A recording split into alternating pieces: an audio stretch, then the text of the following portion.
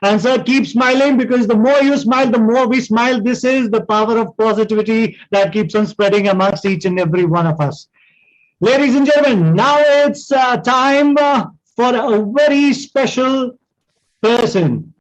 He is an endless ocean of wisdom, and he is giving us his special, very precious time, and we're truly thankful for that. It's an honor for us to have him over here. He is none other than Professor B.N. Gangadhar, President, Ethics and Medical Education Board, National Medical Commission, and former Director, NIMHANS, Bangalore, to deliver the inaugural address for the event. I would also like to invite Dr. Snehal Gupta, Assistant Professor, Department of Psychiatry, All India Institute of Medical Sciences, Bhopal, to take this session forward. Over to you. Welcome. Thank you very much. I hope I am audible to all. At the outset, I would like to thank Professor Nand Kumar and the organizers of this program. My association with the Mental Health Foundation of India has been way back to 2017, when Dr. Nand invited me to as a guest, as a speaker, to talk about workplace mental health for medical students. So, sir has always been kind towards the juniors. So I have been given this task, very difficult, to kind of introduce Professor B.N. Gangadhar. He doesn't require any introduction. Everyone in Indian psychiatry knows him. Still, to follow the custom, Professor B.N. Gangadhar, as you have already mentioned, is the President of Ethics and Medical Education Board of National Medical Commission. He is the former Director of NIMHANS, Bangalore. He has over 3 decades of experience in field of psychiatry, both academic, research, and clinical psychiatry. He is a pioneer of yoga and psychiatric disorder. He is also the co-editor of prestigious Asian Journal of Psychiatry. Sir has over 300 publications, both in international and national index journals. He has been awarded with this prestigious Padma Shri Award in 2020 by Government of India. Sir has also been conferred with the Sir C.V. Raman Award, and he has also been awarded with Doctor's Day Award by State of Karnataka. So I would request Sir to kindly proceed with his deliberation and enlighten us with his words of wisdom. Please, Sir. Thank you, Dr. Gupta.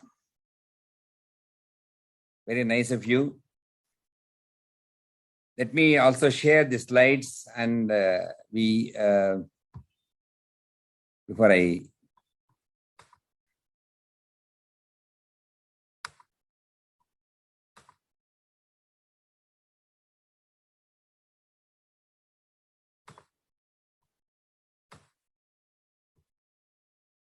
thank you, Dr. Guleria ji. You have been there in this very, very important program, encouraging the entire medical fraternity, in particular mental health, to include these special areas of our knowledge and philosophy and principles into practice. Thank you for being with us. I congratulate the entire Department of Psychiatry for making it possible. I also see the President of the Indian Psychiatric Society in the meeting, Dr. Saha. He's been there. He's very encouraging, very energetic, and I'm sure with the team together, this agenda of taking the spirituality and of course related to that the yoga and things such as that into the mainstream of medical practice can have a very major impact. In fact, the Indian Psychiatric Society, under the leadership of Dr. Saha, is also launching a short course through the World Psychiatric Association on yoga intervention in psychiatry. I think it is the right time, given that we are in a couple of days also having the World Mental Health Day. It's very appropriate that we launched this program and this academic program of enlightening people how to incorporate these principles of spirituality into clinical practice. and also for their own well-being is an important step that I think AIIMS leadership has given to the country. I'm sure this will be emulated all over the country from all medical colleges, all medical institutions. And I think we will see a different dimension coming into our clinical practice. At this point of time, let me also wish all the participants a very, very happy Navaratri. And now that we are celebrating these functions, I don't know why this, here it is. Today, for the purposes of this meeting as an inaugural address, I'll be speaking on clinical applications of spirituality in mental health, both for purposes of the patient care and also for the well-being of all the healthcare workers. Last week, a few days ago, we saw a publication from NIMHANS on the well-being promoted in health workers, particularly postgraduate students using yoga. So I'll quickly run through my presentation or my talk. What are those issues that we will be talking about? Spirituality in health. How do you define spirituality? What are the means of spirituality?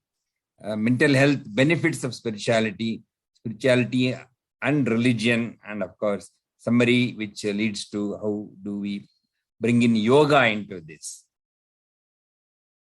Spirituality has been a part of health definition, although not formally introduced. Some 20 years ago, the World Health Organization thought of introducing the spiritual dimensions of health, and some field trials were done, some research was done. And I know one of my senior colleague and my mentor, Dr. Srinivas Murthy, also did an exercise on how to incorporate spiritual dimension of health into the definition of health. I also participated in the survey that he conducted. However, the issue remains that the spiritual dimensions of health is an important area that we need to incorporate in our definitions of health.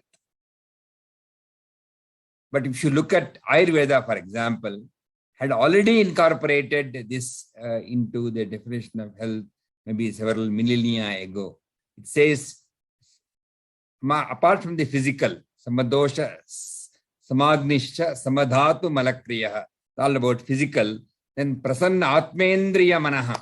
So you also have to have sound spiritual health and also, of course, the mental health to be called as swastha iti abhidhiyate. To be a healthy individual, you need to have both physical, mental, and also the apart from the social, very importantly, the spiritual health. To be a good health, to be considered an individual, to be healthy in totality.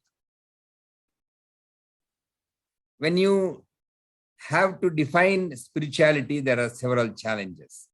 There are several definitions. However, something that is commonly accepted, it is something like my teacher used to tell me, defining spirituality is like the blind man exploring the elephant. But nonetheless, I think we have now figured some consensus definition of what could be relating to spirituality.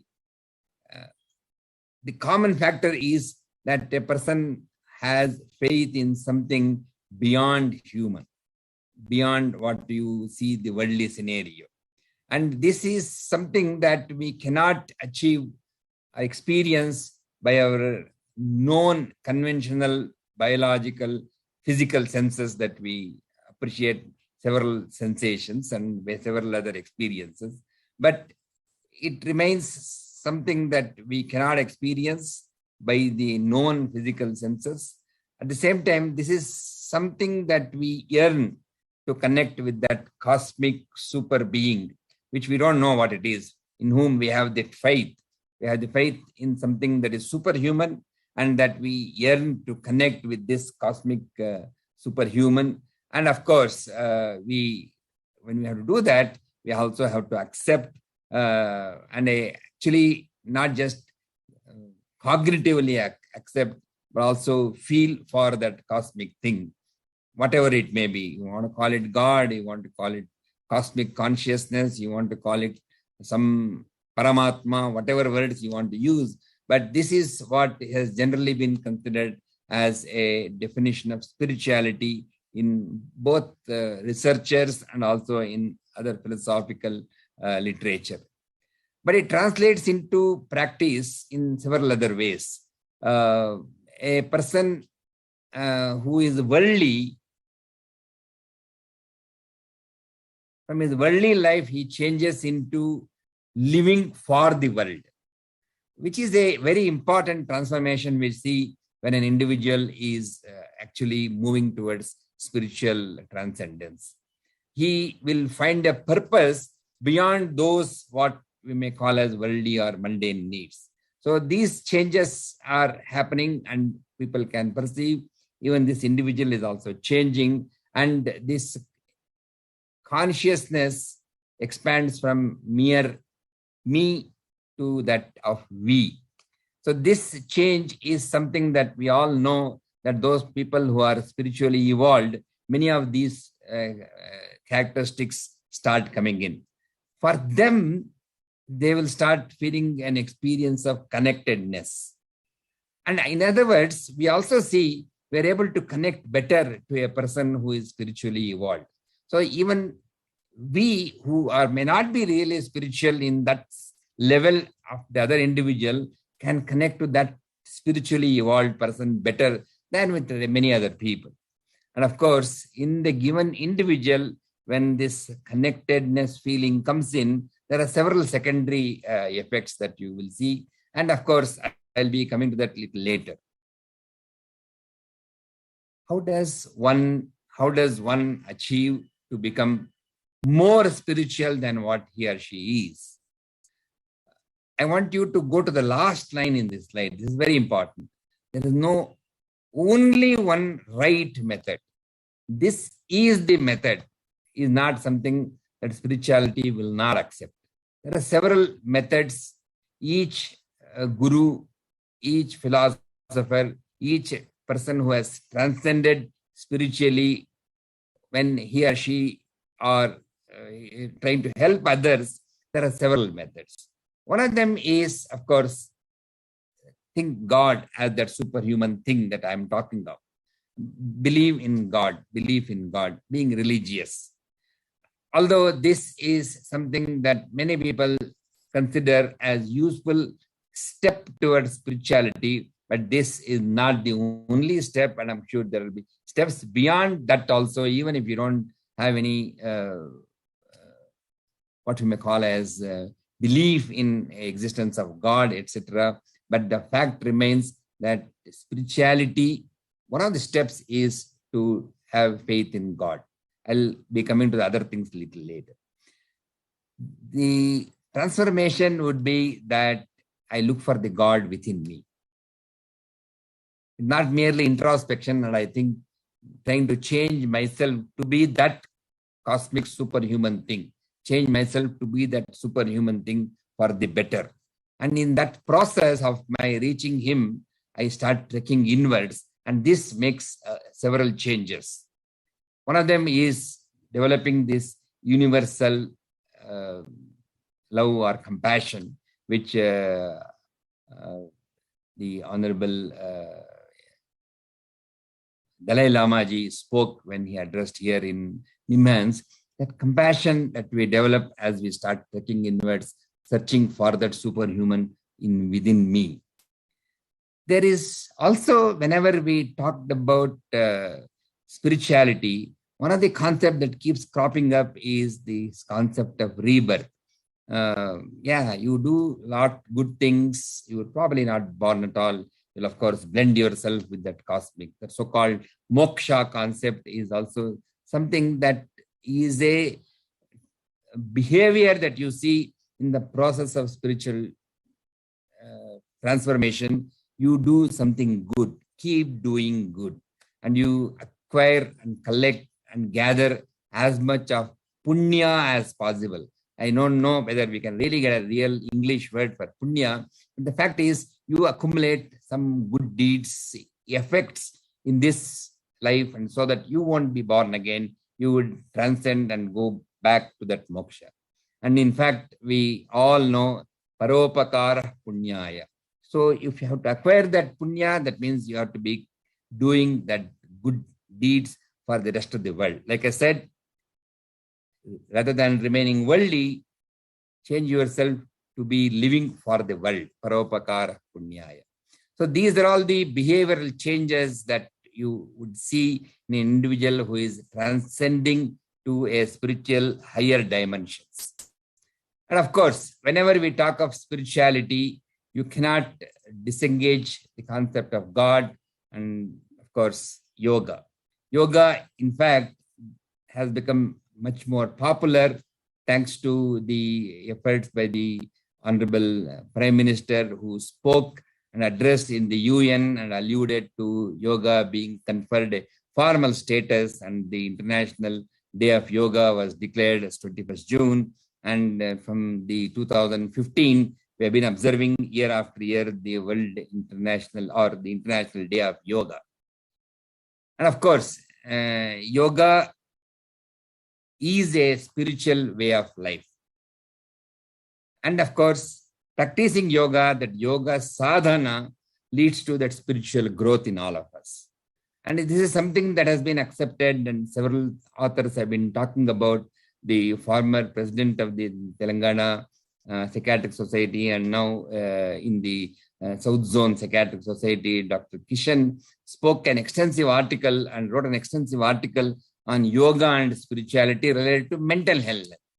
And he also spoke about illness to wellness change that would happen. It is very important, and more people have been talking about yoga applications into actually helping our spirituality grow, and as part of it, getting a better mental health and the wellness, well-being being experienced in all of us.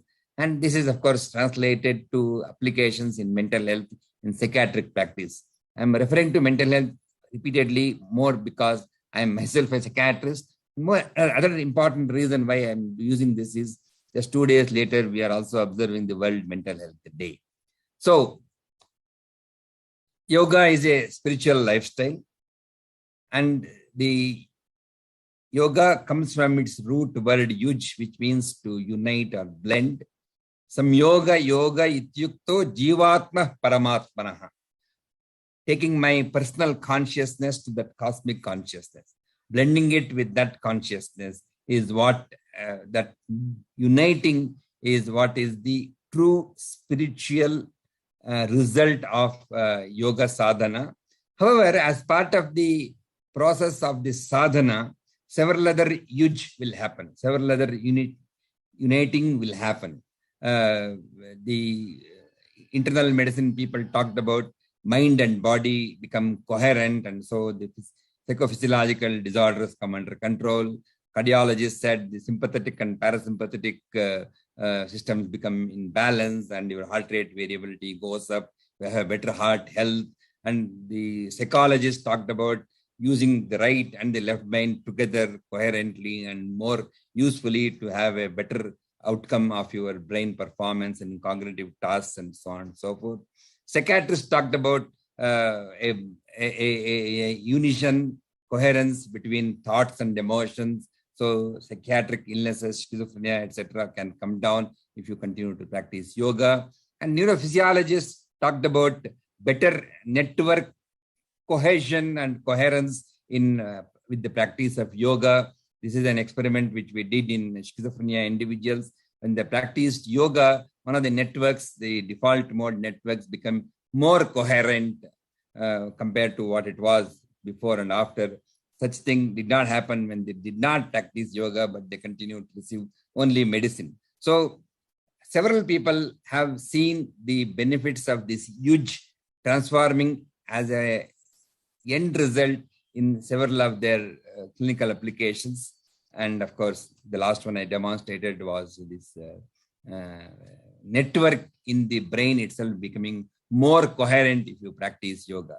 Just a few days back, too, we published, we got a result of chanting Om, which is making some of the networks stronger and also weakening some of the networks which are actually causing anxiety and depressive disorders. That is still not published, so I'm not going to be talking about it right now.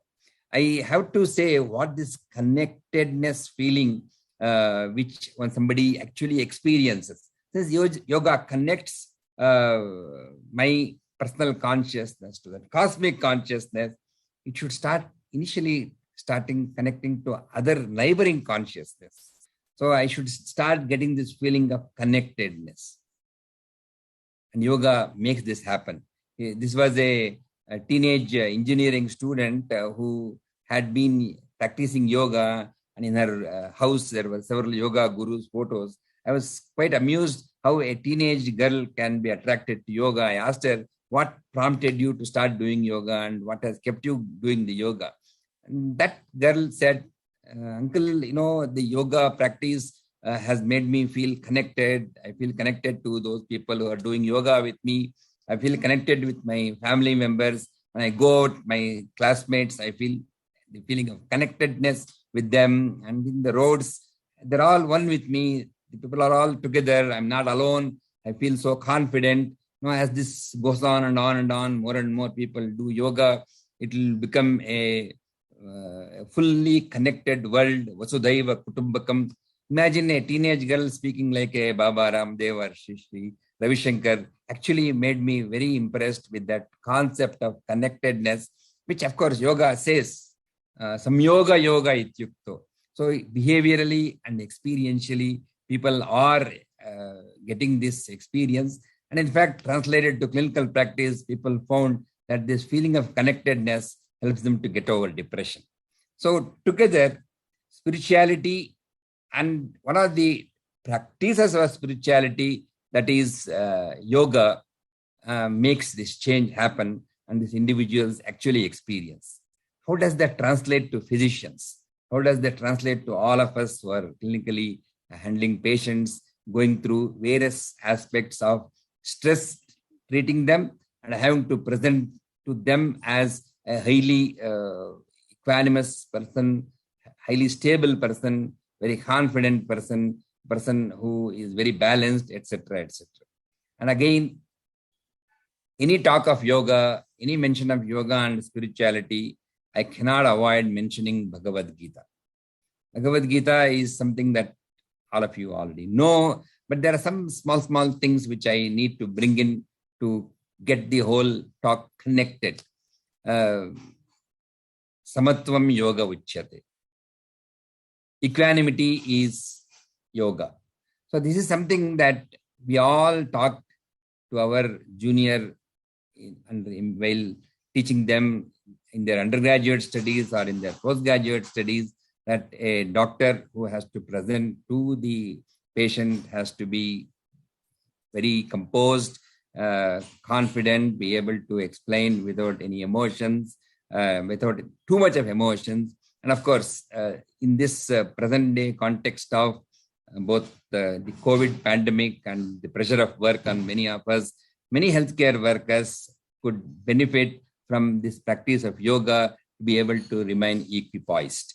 So one of them which the Lord emphasizes as practices to evolve spiritually in yoga is achieving this samatvam. Samatvam yoga uchyate. In fact, the logo of NIMHANS carries this samatvam yoga uchyate in its logo. And of course, there are several practices of yoga, as we said, bhakti yoga, gnana yoga, karma yoga, which is something that, again, the Lord talks about in our activities. In addition to devotion to those patients, devotion to our work, which of course we are going to be emphasizing time and again, that devotion, that bhakti for our patients, bhakti for the work that we are doing should translate into yoga karmasu kaushalam. In my activity, I am doing the best of what I have learned, the best skill I have demonstrated to the patient. The best knowledge has been put to application in the treatment of this individual. All procedures were to the best of the skill that is possible from my training. Yoga and that best to be achieved continuously. There is no final best, and it goes on. Today it is the best, tomorrow it could even get better than this best. So this yoga karmasu kaushalam, improving our skills, continuing to master our skills, is something that again most physicians, we keep doing it. Like a few days back, one of my very senior colleagues told me there seems to be no end to learning in medical practice. Every day my students keep teaching me some new things. So there's some good observation that he made. So we continue to become more and more competent day by day, consciously applying our mind. Yoga karmasu kaushalam. In addition to equipoise, our devotion to work and increasing our competence is something that yoga emphasizes as part of yoga sadhana. And lastly, of course, the concept of God is something that is closely blended with the thought of spirituality. And there have been some research studies which have talked about why the faith in God facilitates the spiritual health and spiritual growth. And this is something that, although it is not a sermon I'm giving, but I believe this is some concept that is generally helpful as a first stepping stone to be able to grow into my spiritual transcendence and growth, and in turn develop better spiritual health in myself. And of course, in psychotherapy also, psychotherapists have demonstrated that this concept of God can be used very positively and very objectively to benefit those clients who need psychological intervention, counseling, and psychotherapy, and has been effectively used. People have talked about it quite extensively as well.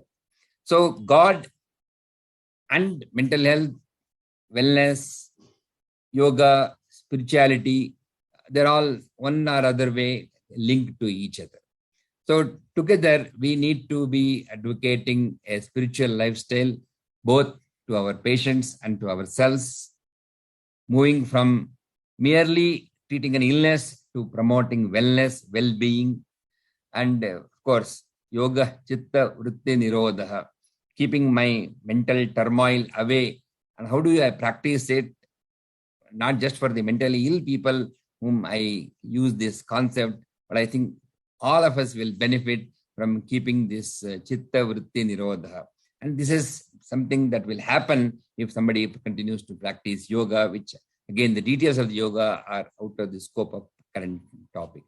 Yoga is something that empowers the individual to make this growth from I to we, make my growth from illness to wellness and the well-being, and helps me to be a more equipoised person and an individual who will be striving towards karmasu kaushalam. And so this self-empowering spiritual lifestyle is, of course, secular. It's beyond faith. And I think application of this practice is something that is going to transform the medical profession in general. And it is a time-tested clinical toolkit for spirituality. So I stop here and I thank the AIMS group for inviting me to be with you and delivering this inaugural address. I am open to any questions. Thanks to Dr. Randeep Guleria, who hosted this and let me come over to this group and address the audience. Dhanyavad. Thank you, sir. Thank you, sir, for a very enlightening and thought-provoking presentation. Definitely, it has kind of enriched us and expanded our knowledge about spirituality in terms of health in general and mental health in particular. Sir, we have some enthusiastic participants who have asked some of the questions to you, and I would request you to kind of address them. First question has been asked by one of the participants, and sir, it is more of a personal question to you.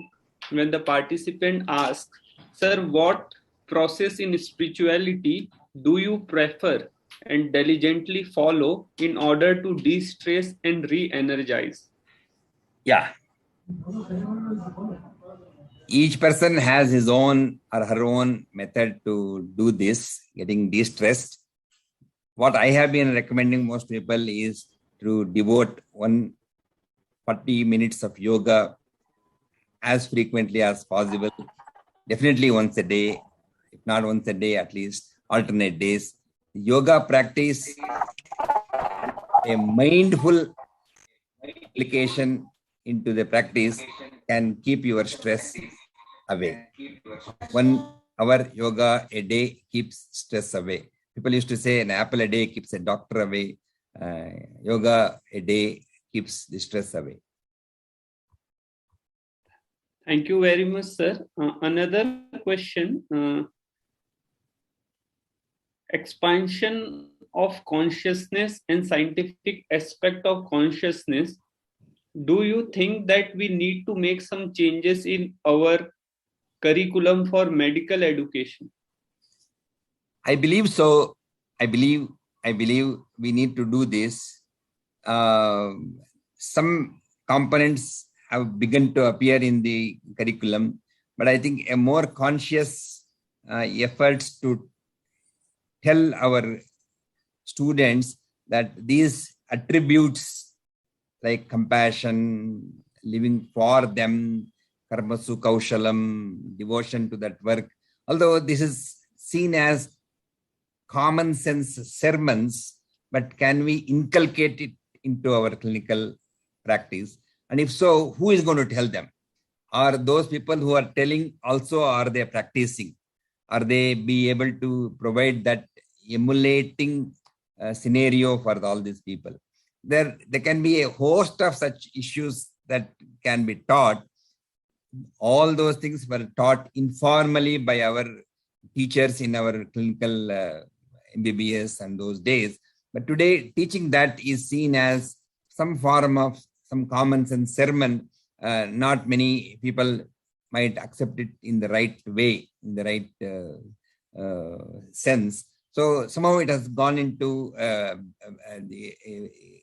for some reason, people may not be very comfortable in talking about it, at least not in general groups, but maybe to 1 or 2 of their own students, they will be talking about.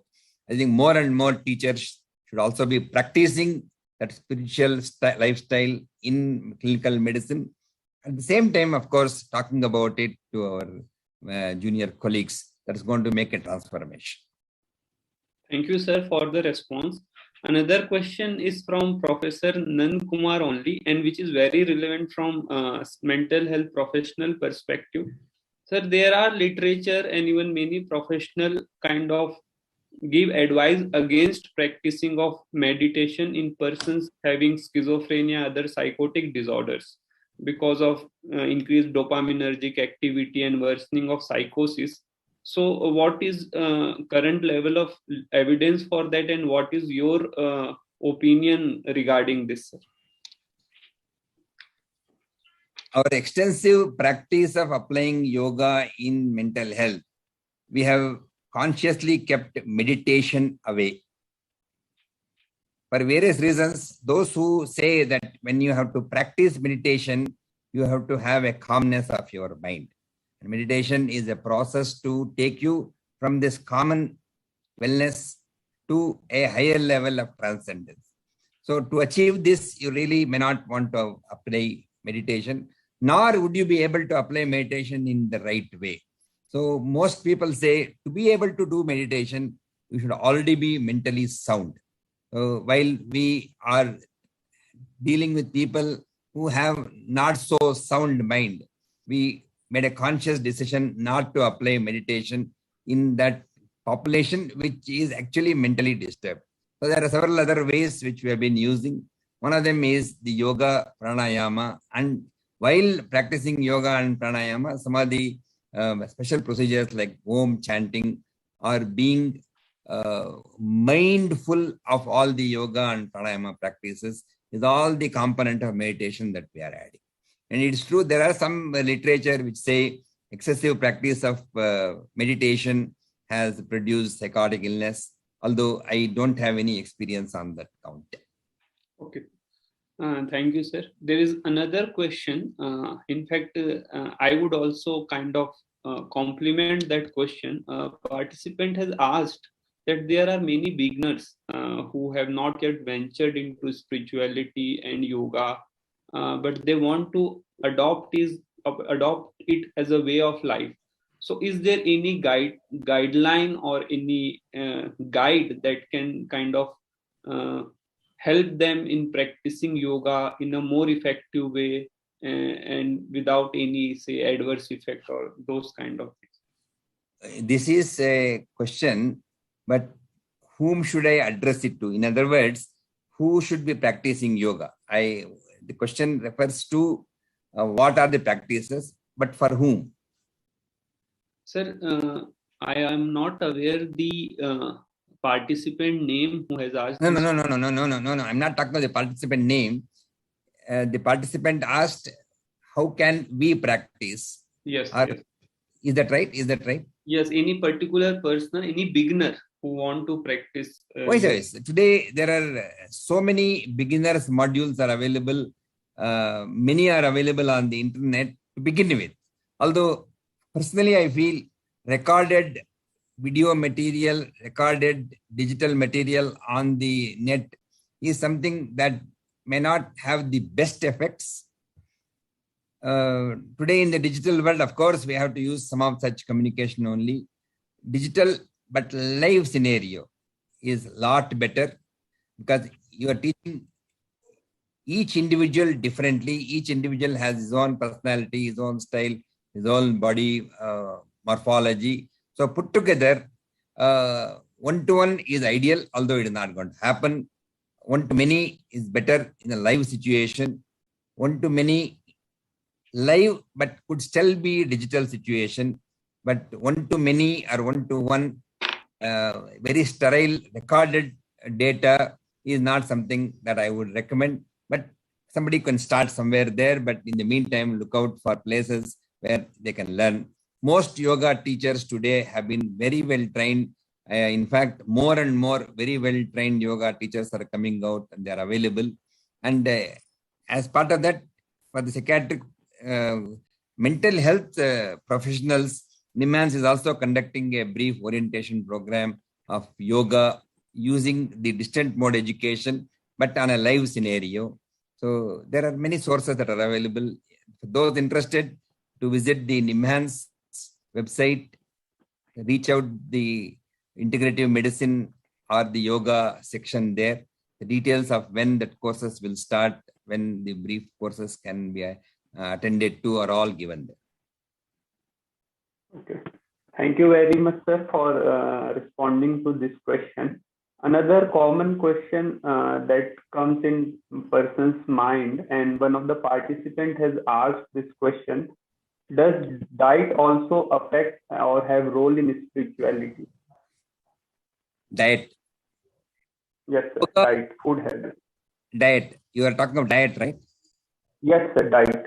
Yeah. In fact, the very definition of yoga in Bhagavad Gita has a very interesting verse. Yuktahara. The ahara is also important. So, ahara, vihara, achara. All these things are described in that shloka. Yuktahara viharasya yukta cheshtasya karmasu yukta swapnava bhodasya yogo bhavati dukkha. So, if all are practiced, it is the yoga and that relieves dukkha. So, ahara is a very important component of practice of yogic lifestyle. Thank you very much, sir. Yes, sir. We don't have any further questions, but if I am allowed to ask a question to you, sir, in this regard.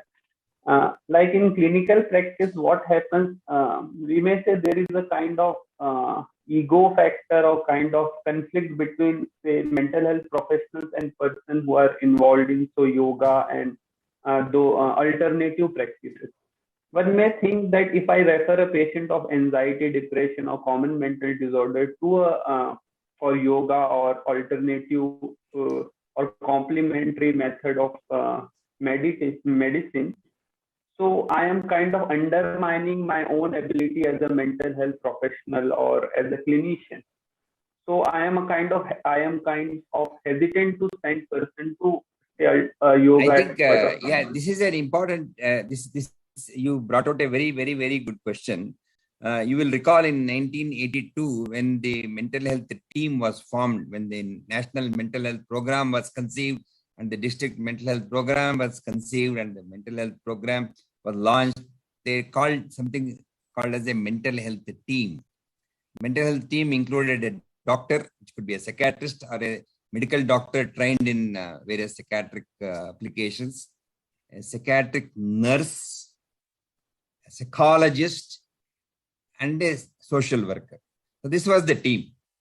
So it has been recognized in all medical specialties, for that matter, that specialist alone will not have everything to handle that given patient. We have recognized that in all specialties, forget just psychiatry. So it is a collaborative inputs into the patient's overall getting better, comprehensive treatment. Psychiatry also was practicing for a long time. It is legitimate, accepted. And today, I think time has come with the research that has grown in applications of yoga in the treatment of psychiatric disorders. We probably in this mental health team should also have a yoga therapist. Probably the day will come, the mental health team will be expanded to include a yoga therapist as well. More and more good research is coming up, both biology and clinical, with respect to demonstrating yoga benefits in psychiatric disorders.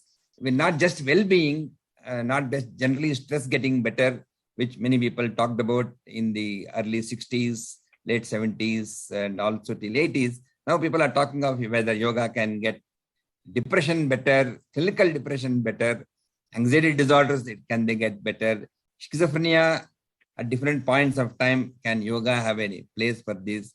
People are also talking of ADHD, mild cognitive impairment, opiate dependence. There are several places where yoga inputs have been useful. And it is not just a yoga as any yoga, but they are trying to make disease-specific yoga protocols using generic modules. There are many progresses that have been happening. Books on yoga and mental health have been published, both by Indian authors and international authors. And the Indian Psychiatric Society brought out an excellent book on yoga and mental health applications as a formal book, scientific book, professionally written by several authors. So I think the change has happened in the last 2 decades, and we have now yoga can be mainstreamed into clinical practice. And I don't think any one of us should feel unhappy that my limitations made me to choose other conditions. We have been choosing it for a long time. We have been taught to do so that the patient will get all the spectrum of benefit that mental health professionals should give them: medicines, counseling, family interaction and therapy, and any other nursing counseling that may be required, yoga, yoga asanas, and of course, more medical inputs if required in a given situation. Specifically, that's a different issue. So I think I have never felt these limitations as a lowering of my self-esteem. Limitations has always made it look for some challenges, and yoga is one of the results of these, looking out for these challenges.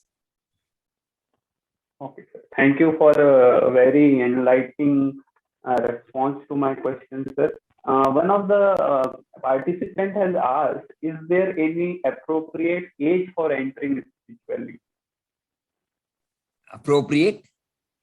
Age? No age is inappropriate. All ages. When you talked of Bhakta Prahalada, he did it in infancy, and several people I joined now at this age. No, non-issue. Sir, in continuation to my last question, sometimes what happens, as we all know that there is stigma associated with mental illness. So with the treatment that is being offered by a mental health professional, made with therapy, made with medication. So what happens, people prefer to kind of move away from a mental health professional to say a yoga expert or alternative or complementary medicine to kind of avoid stigma. And sometimes what also happens, you have referred one patient to yoga or alternative therapies, and they never return back to you.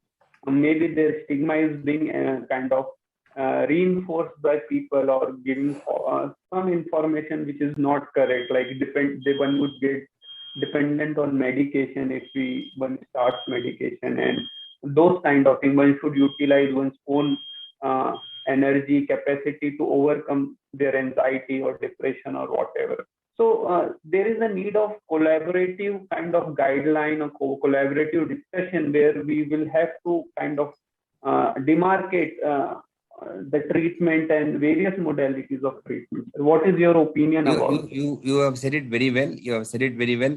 The reality is still that people may want to avoid or hesitate to come to a psychiatrist directly for various reasons, concerns, myths, stigma, etc., etc. So it has to be a more inclusive approach to get them well. I think the yoga therapies and alternative forms of therapies, or even other specialities in medical science, other specialities other than modern medicine, all need to know that what is our strength as psychiatrists, so that they will know, like you rightly said, where my limitations are there, I'll ask for yoga or psychotherapy by somebody, cognitive psychotherapy. There are some limitations of I have, but I know their strength, so I'm going to refer such cases to them. In the same way, I think other specialists, other medical people should know what is our strength of identifying the right person for the right treatment, for a right medicine, right ECT, etc. So I think this mutual respect to all of us, all other professionals, recognizing their strengths, I think it's going to make it a lot better for the given patient. So I know that so-and-so can give cognitive psychotherapy better, and so I'm going to send them to a clinical psychologist, or somebody who is a clinical psychologist who is going to make cognitive retraining better for a given individual. For some individual, maybe some yogasana practices going to make his ADHD get better without having to give them the medicines. So I think we need to know the strengths of different systems. We need not necessarily practice those systems, but I think we should be able to complement to our patient by utilizing and exploiting those strengths. That is the actual integrative medicine that I think we should eventually practice. We started this integrative medicine department with this idea in our mind at Nimnads. Okay, sir. Thank you very much, sir. Thank you. And with this, we conclude this session. It was really a great academic feast for me and for other participants to listen to you on this special occasion of this Mental Health Week and the event organized by Mental Health Foundation of India and Rahat Charitable and Medical Research Trust. So thank you very much, sir. It was indeed a pleasant moment for me to moderate this session. Sir, any last concluding remarks from your side before I hand over the stage to the organizers? One information and one so-called advice. One information is the World Psychiatric Association, Indian Psychiatric Society, and NIMHANS are organizing a brief training program in how we can understand yoga, mental health, and how we can identify the right patient to the right treatment with yoga. Is some course, I think, if it all goes well, the WPA or the Indian Psychiatric Society or even NIMHANS would probably do it more often. And I think this is something that we should encourage our mental health professionals, particularly psychiatrists, to go through once. Second aspect which I want to say is we have to be inclusive in our treatment approaches rather than be just all by ourselves. By inclusiveness does not mean that I need to refer a patient to every other person, but I think I need to know who is the right person who will add value to the treatment to this given individual. This inclusive thinking in my clinical approach is going to make me a more holistic physician. So wish you the best for the Navaratri and the entire team for the next 3 days. The best of luck to Nandakumar for this conference. Thank you. Thank you very much. Over to the organizers.